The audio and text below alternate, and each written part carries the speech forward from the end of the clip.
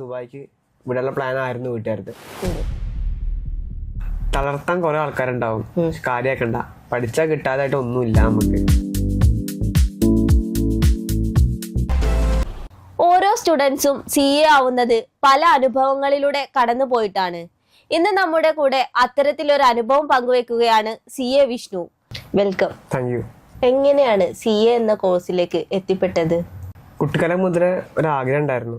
അപ്പോൾ +2 പഠിച്ചപ്പോൾ ഒരു സാറിങ്ങനെ പറഞ്ഞു അതിനോട് കഴിയും. കാരണം അതിൽ കുറച്ച് നല്ല മാർക്ക് വാങ്ങിയപ്പോൾ നമുക്കൊരു പേടിയായിരുന്നു ഈ CAക്ക് ചേർന്ന പാസ്സാവോ, കാരണം അത്ര ടഫാണ്. എല്ലാവരും പറയും, ചോദിക്കുന്നവരെല്ലാവരും പറയും ടഫാണ്. അങ്ങനെ സാറ് പറഞ്ഞു. അപ്പൊ അങ്ങനെ ജസ്റ്റ് ഒന്ന് ട്രൈ ചെയ്യാൻ വെച്ച് എടുത്താണ്. +2 ഏത് സ്ട്രീം ആയിരുന്നു? ഞാൻ കൊമേഴ്സ് ആയിരുന്നു. കൊമേഴ്സ്. +2 കഴിഞ്ഞിട്ടാണോ അതോ ഡിഗ്രി കഴിഞ്ഞിട്ടാണോ CAക്ക്? +2 കഴിഞ്ഞിട്ടായിരുന്നു.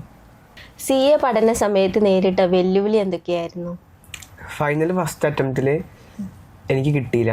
അപ്പോൾ ആ സമയത്ത് വീട്ടുകാർ നല്ല പ്രശ്നം ഉണ്ടായിരുന്നു. ഫാമിലി റിലേറ്റീവ്സ് എല്ലാവരും എന്താണ് കിട്ടണില്ല, കുറെ ആൾക്കാർ ഇതേപോലെ കിട്ടാത്തുണ്ട്, അപ്പൊ നീയും നിന്റെ മകനോ വീട്ടുകാരോടൊക്കെ ഇങ്ങനെ പറയണ്ടായിരുന്നു, നിന്റെ മകനും കിട്ടുന്നുണ്ടാവില്ല, വേഗം അവനോട് പണിക്ക് പോകാൻ പറയാ, അങ്ങനെയാണ് പറഞ്ഞിട്ടുണ്ട്. ആ സമയത്ത് കുറച്ച് പ്രശ്നം ഉണ്ടായിരുന്നു. കാരണം ഈ അറ്റംപ്റ്റ് കിട്ടിയില്ലെങ്കിൽ എനിക്ക് ഇന്നെ ദുബായിക്ക് വിടാനുള്ള പ്ലാൻ ആയിരുന്നു വീട്ടുകാർക്ക്. ഭാഗ്യത്തിന് ഈ അറ്റംപ്റ്റ് കിട്ടി, അങ്ങനെ ക്വാളിഫൈഡ് ആയി. കറന്റ്ലി ഇപ്പൊ എന്താണ് ചെയ്തോണ്ടിരിക്കുന്നത്? ഞാൻ പെരിന്തമണ്ണ ഒരു ഓഫീസിൽ വർക്ക് ചെയ്യാണ്. അവിടെ ഓഡിറ്ററായിട്ട് വർക്ക് ചെയ്യാണ്. CAക്ക് എങ്ങനെ പഠിച്ചാലാണ് പാസ്സാവുക? എക്സാമിന് ഒരു മാസം മുന്നേ എല്ലാ വിഷയവും പഠിച്ചു തീർക്കണം.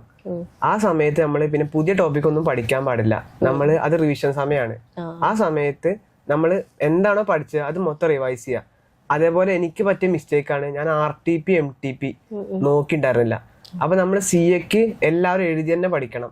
RTP MTPയും മസ്റ്റായിട്ട് നമ്മളൊന്ന് എഴുതി പഠിക്കുക. ഒരു വട്ടെങ്കിലും നമ്മൾ എഴുതി പഠിച്ചാലാണ് നമുക്കിത് പാസ്സാവാൻ കഴിയുള്ളൂ. അത് നമുക്ക് എക്സാമിൽ പോയി കഴിഞ്ഞു കഴിഞ്ഞാൽ നമുക്ക് ഒക്കെ അറിയുന്ന ക്വസ്റ്റ്യൻസ് ആവും, പക്ഷെ നമുക്ക് അത് സ്റ്റാർട്ടിങ് കിട്ടില്ല. എല്ലാ സ്റ്റുഡൻസും നേരിടുന്ന ഒരു പ്രശ്നമാണ് അത്. അപ്പൊ എന്തായാലും എഴുതി തന്നെ പഠിക്കണം. അതേപോലെ ഒരു മാസം മുന്നേ എല്ലാ വിഷയവും പഠിച്ചു തീർക്കണം. ദിവസേന പഠിക്കാൻ എത്ര ടൈം മാറ്റി വെച്ചിരുന്നു? സ്റ്റാർട്ടിങ് ഒരു 4-5 മണിക്കൂറൊക്കെ ആ പഠിത്തം തുടങ്ങുള്ളൂ. അത് കഴിഞ്ഞിട്ട് എക്സാമിന് സമയത്തൊക്കെ ഒരു 16-18 മണിക്കൂറൊക്കെ പഠിച്ച ദിവസങ്ങളുണ്ട്. എല്ലാ സബ്ജക്റ്റിനും പൊതുവെ ടഫാന്ന് കേട്ടിട്ടുണ്ട്. അതിൽ ഈസി ആയിട്ട് തോന്നിയത് ഏതായിരുന്നു? FR വലിയ കുഴപ്പമുണ്ടായിരുന്നില്ല. FR ശരിക്കും CA ടഫാണോ? ടഫാണോ ചോദിച്ചു കഴിഞ്ഞാൽ കുറച്ച് വോളി ഉണ്ടെന്നുള്ളൂ.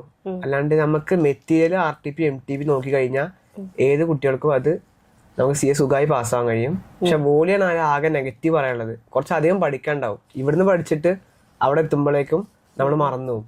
അപ്പൊ ഇത് നമുക്ക് സൊല്യൂഷൻ പറയുന്നത് റിവിഷൻ. നമ്മൾ 4-5 വട്ടം റിവൈസ് ചെയ്ത് കഴിഞ്ഞാൽ സുഖമാണ് CA. ഈസി ആയിട്ടുണ്ട്. അപ്പോൾ CA കംപ്ലീറ്റ് ചെയ്യാൻ ഒരുപാട് ടൈം എടുക്കാറുണ്ട്. താങ്കൾ എത്ര വർഷം കൊണ്ടാണ് CA കംപ്ലീറ്റ് ചെയ്തത്? ഞാനൊരു 5 കൊല്ലം കൊണ്ട് CA കംപ്ലീറ്റ് ചെയ്തു. 5 കൊല്ലം കൊണ്ട്. ഈ CA എന്ന കോഴ്സ് എല്ലാവർക്കും സ്യൂട്ട് ആവോ? +1 +2 ഏത് സ്ട്രീം ആണെങ്കിലും നമുക്ക് CAക്ക് വരാൻ കഴിയും, പാസ്സാവാനും കഴിയും. പുതുതായി CA പഠിക്കാൻ വരുന്ന വിദ്യാർത്ഥികളോട് എന്താണ് പറയാനുള്ളത്? തളർത്താൻ കുറെ ആൾക്കാരുണ്ടാവും, കാര്യാക്കണ്ട, പഠിച്ചാൽ കിട്ടാതായിട്ട് ഒന്നുമില്ല നമുക്ക്.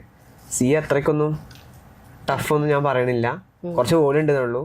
അപ്പൊ തളർത്താൻ കുറെ ആൾക്കാരുണ്ടാവും, ഫാമിലി റിലേറ്റീവ്സും നെയ്ബേഴ്സും എല്ലാവരും ഉണ്ടാവും.